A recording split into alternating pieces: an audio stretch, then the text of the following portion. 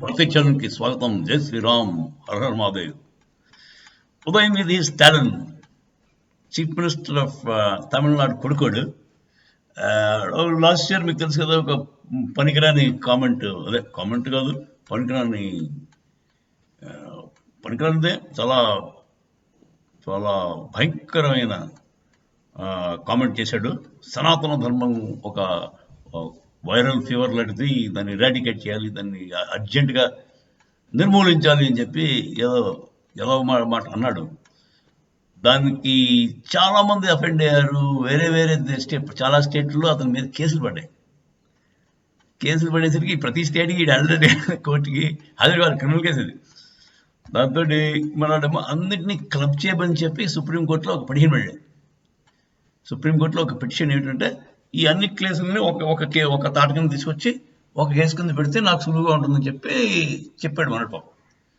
అప్పుడు సుప్రీంకోర్టు, బాబు నీ సులువులో పక్కన పెట్టే ముందు నువ్వు చేసింది ఏదో పని, బేసిక్గా నీ రైట్స్ అంటే freedom of speech, freedom of expression ఉన్నాయి, ఆర్టికల్ 19, 20 ఉన్నాయి, వాటిని వాడుతున్నాను అంటున్నావు నువ్వు. వాటిని దుర్వినియోగం చేయకూడదు.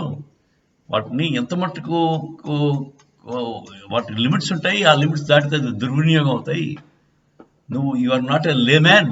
నువ్వు ఒక మినిస్టరు, ఒక ఎమ్మెల్యే, ఒక సీఎం కొడుకువి. నువ్వు ఒక మామూలు లేమ్యాన్ కాదు, చదువురాని వాడికి మూర్ఖుడు కాదు కదా. అందుచేత నువ్వు ఈ తంటాలు పడు, అన్ని కోట్లకి వెళ్ళు, యూ ఫేస్ ద మ్యూజిక్ అన్నారు. నువ్వు చేసిన పనికి దానికి తప్పదు. ఇలాంటి ముందే ఆలోచించుకోవాలి.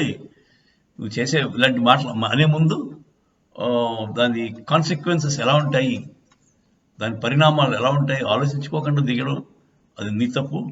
అందుచేత కోర్టు ఏం చేయలేదు, నువ్వు అన్ని క్లబ్ చేయడానికి వీలు లేదు. ఏ కేసు ఉంటే ఆ కేసుకి వెళ్ళు, ఏ స్టేట్కి అయితే ఆ స్టేట్కి వెళ్ళు. యూపీలో గట్రా ఏంటంటే జాగ్రత్తగా ఉండి కొంచెం, అప్పుడు మొహమ్మద్ పేడ నీళ్ళు వెళ్తారు, కొడతారు, ఒళ్ళు దగ్గర ఎట్టుకునేయండి బాబు అని నేను చెప్తున్నాను. జడ్జిగా చెప్పలేదు. సుప్రీంకోర్టు వాళ్ళు ఇతని కేసుని కొట్టేశారు. అంటే క్లబ్బింగ్ ఆఫ్ ఆల్, మొత్తం అన్ని దేశం మొత్తం బోర్డు కేసులు ఫెయిల్ అయ్యాయి కదా, వాటన్నిటినీ ఒక కేసు కింద క్లబ్ చేయమని చెప్పి రిక్వెస్ట్ పెట్టాడు అన్నాడు. దాన్ని కుదరదు, నువ్వు ఒక రెస్పాన్సిబుల్ ఎమ్మెల్యే మినిస్టర్ కింద చేసావు.